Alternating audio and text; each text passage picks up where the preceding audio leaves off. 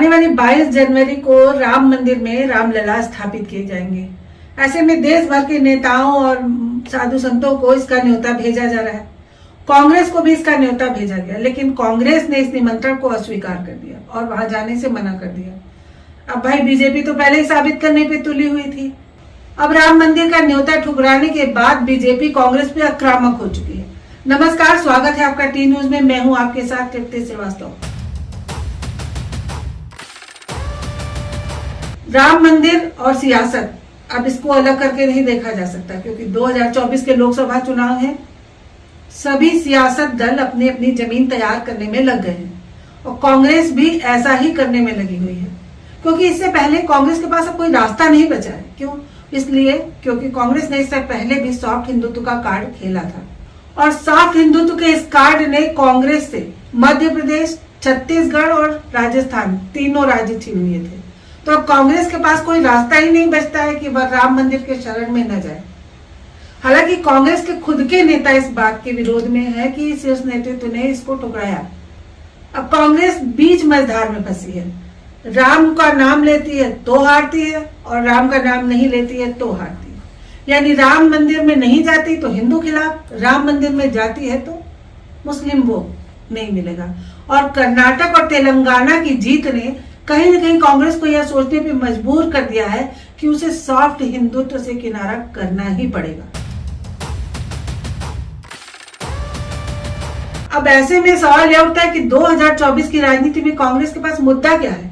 मुद्दा तो कोई है ही नहीं, बचा ही नहीं, क्योंकि देश में सिर्फ धर्म की राजनीति चलती है। या हिंदू या मुसलमान या दलित, और दलित मायावती के हो गए, हिंदू बीजेपी के हो गए, बचे मुसलमान।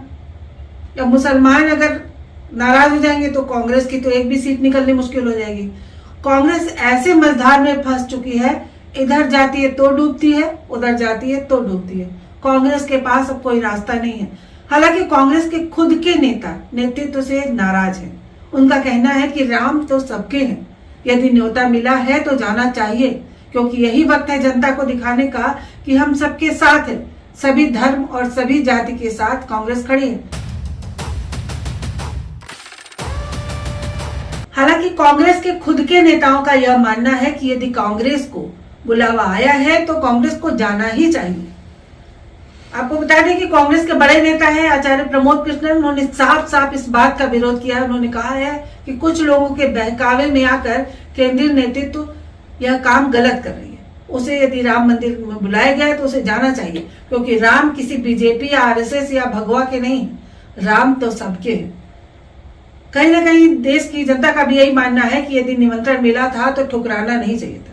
यदि निमंत्रण नहीं दिया गया होता तो कोई और बात होती, लेकिन यदि कांग्रेस को निमंत्रण दिया गया तो कांग्रेस को इसमें शामिल होना चाहिए था।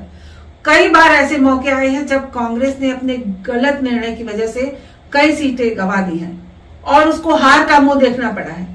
ऐसे में कांग्रेस के नेतृत्व को यह समझना होगा कि इस वक्त पूरे देश में चुनाव है। सिर्फ कर्नाटक और तेलंगाना का चुनाव नहीं है कि किसी एक जाति को साधने से वो जीत जाएंगे। कहीं ऐसा न हो कि कांग्रेस ने इस बार जो बिसात बिछाई है चुनाव की, जीरो पर आउट होना पड़े। कांग्रेस को यह समझना पड़ेगा कि किस वक्त, कौन से मुद्दे पर, किस रास्ते पर चलना है।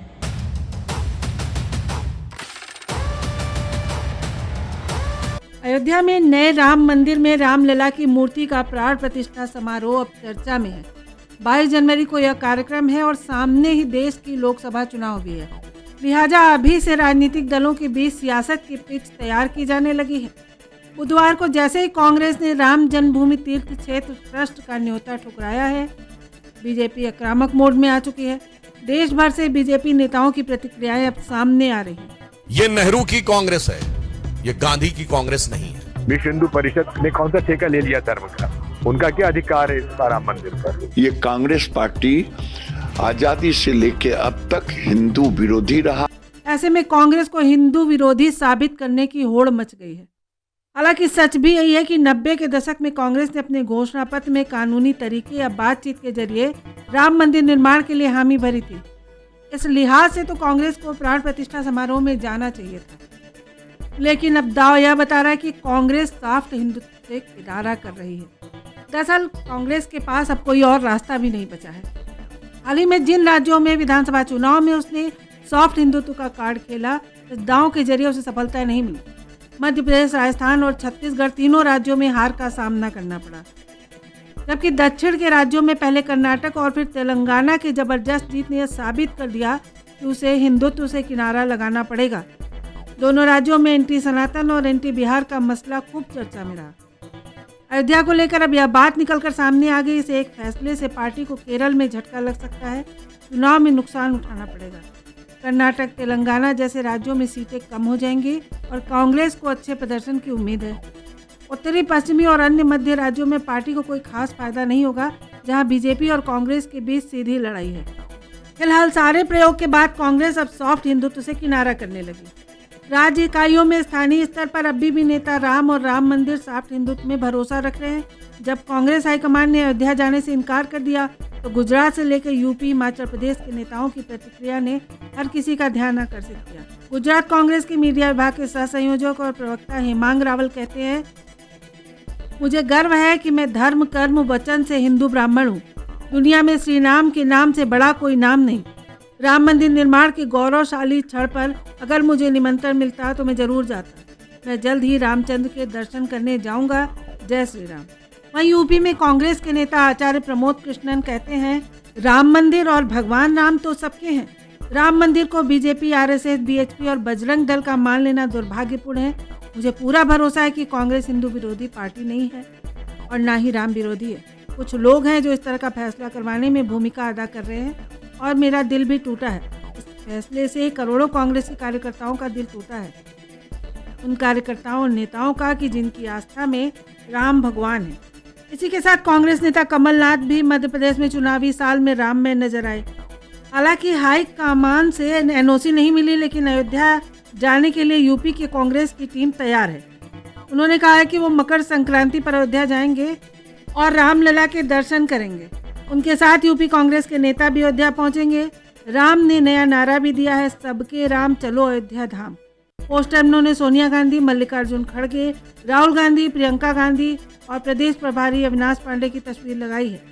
कांग्रेस यदि राम मंदिर का निमंत्रण स्वीकार करके मंदिर चली जाती तो यह कोई बहुत बड़ा मुद्दा नहीं था, क्योंकि राम तो सबके हैं, कांग्रेस के भी हैं, किसी एक जाति के तो है नहीं। और जब बीजेपी वालों ने बड़ा दिल करके उनको निमंत्रण दिया ही था तो इन्हें भी निमंत्रण को स्वीकार करना चाहिए था।